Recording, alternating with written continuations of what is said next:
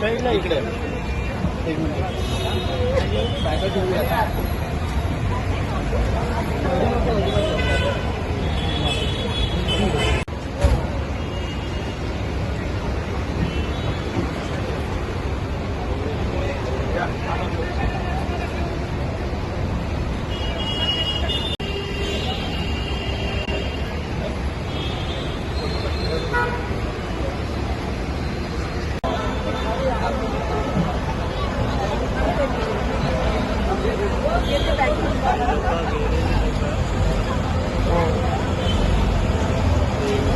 व्यक्तीला नाही पाहिलं पण गोळ्यांचे आवाज मी ऐकले बरेच. काय वाटतं त्या क्षणाला तर पहिल्यांदा काही कळलं नव्हतं, पण त्याच्यानंतर मग मात्र कळलं की हे काहीतरी आपल्याबरोबर वेगळं घडतंय.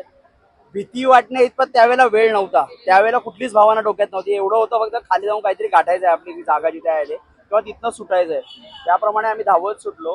एक रेलिंगवरनं उड्या मारून आम्ही बाजूला आलो. तिथे सुद्धा आम्हाला तिथल्याच एका घोडेस्वारांनी आम्हाला मदत केली खाली उतरायला त्या रेलिंगवरनं ऑपोजिट साईडला. त्याच्यानंतर आमचा घोडेवाला एक साधारण 100 मीटर आम्ही उतरून गेल्यानंतर होता उभा आमच्यासाठी.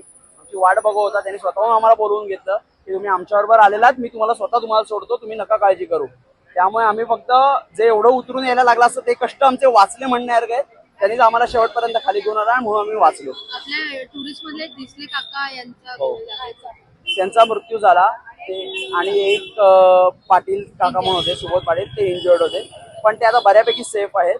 ते आता संपूर्णपणे आर्मी हॉस्पिटललाच असल्यामुळे पूर्ण आर्मीच्या कंट्रोलमध्ये आहेत. वाटत होतं कधी असा अनुभव येईल? अजिबातच नाही. म्हणजे आता काश्मीर सुधारलंय. आता आपल्याला एवढी भीती नाही. ऍटलीस्ट पर्यटकांवर आधी होत नव्हतं, कधी ऐकलेलं नव्हतं. बट नॉर्मल फिरता नाही असं वाटलेलं की बाबा सेफ आहे. कारण आम्ही जेव्हा श्रीनगर एअरपोर्टवरनं गेलो त्या दिवशी सुद्धा लिटरली 10 फुटावरती कमांडोज होते, पूर्णपणे अगदी शेवटी हॉटेलपर्यंत पोहोचेपर्यंत. त्यामुळे तशी कुठलंच आपण म्हणू शकतो की सिक्युरिटीचा कुठलाही कन्सर्न वाटत नव्हता. फक्त आता काय आमचं दुर्दैव किंवा संपूर्ण पर्यटकांचं दुर्दैव की तिथे हल्ला पण झाला आणि तिथे वर एकही सिक्युरिटी गार्ड नव्हता. तुमचं नाव? माझं नाव संकेत वत्सराज.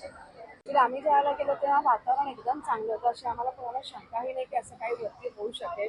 ह्या सगळ्या लोकांना आम्ही 17 लोक आपली वरती घोड्याने वरती गेलेली होती.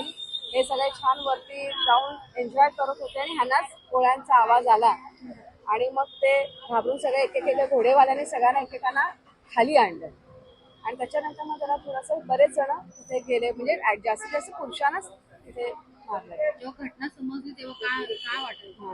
हा तिथे संकेत